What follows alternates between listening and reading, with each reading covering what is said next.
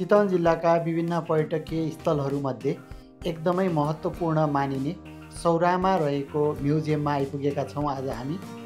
हुन त सौरामा घुम्ने थुप्रै ठाउँहरू छन्, तर नानीहरूको बिदा पारेर एउटा एजुकेसनल टुर जस्तो होस् भन्ने हिसाबले आएको कारणले गर्दा सबैभन्दा पहिला चाहिँ हामी म्युजियममा आइपुगेका छौँ।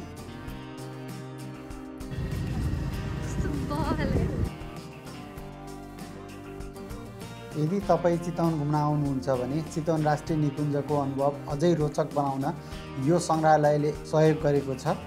यस सङ्ग्रहालयको मुख्य उद्देश्य यहाँ पाइने वन्यजन्तु, चराचुरुङ्गी र प्राकृतिक वातावरणको जानकारी सरल तर रोचक तरिकाले पर्यटकहरूलाई देखाउनु हो।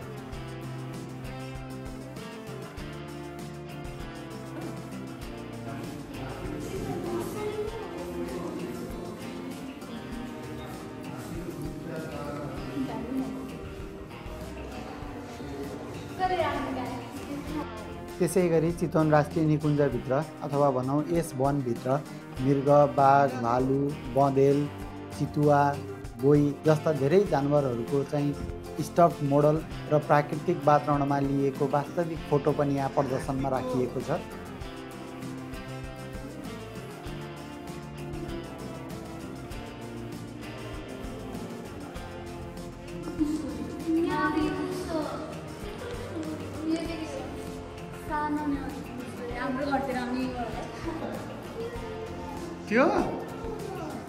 त्यो हात्तीको होला नि, त्यहाँ पढ त, त्यहाँ लेखेको छ नि हात्तीको।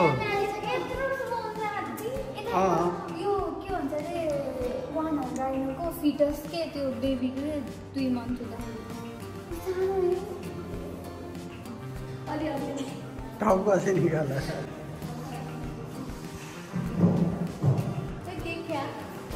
अझै टाउको बाहिर निकाल्नुपर्छ।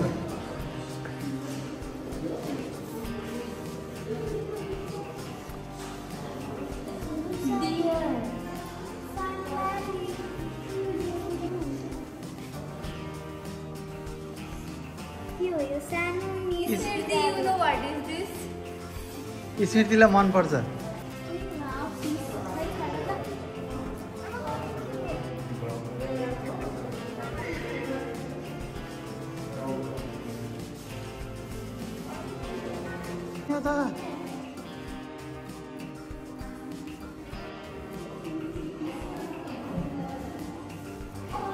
छुन चाहिँ नछुवा है।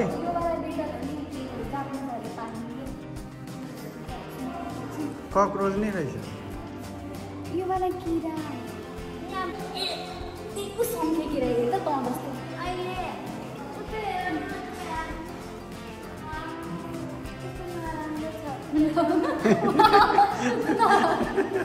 वाउ, कस्तो नराम्रो छ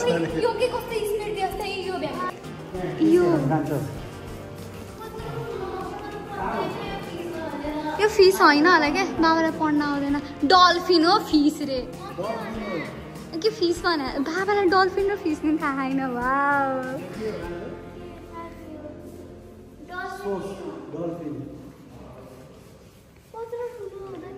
ढुङ्गाले च्यापेर राख्या बिचरा। टर्टल यत्रो ठुलो हुन्छ?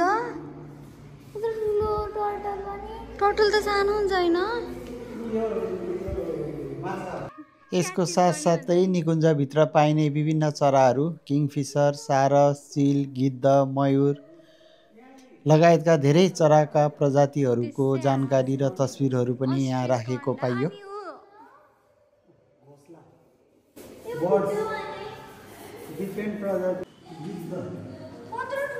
ओ स्मार्ट स्क्रिन, यसमा के हुन्छ? डोमेस्टिक चिकन रे, हाम्रो घरको चिकन त यस्तो छैन नि त।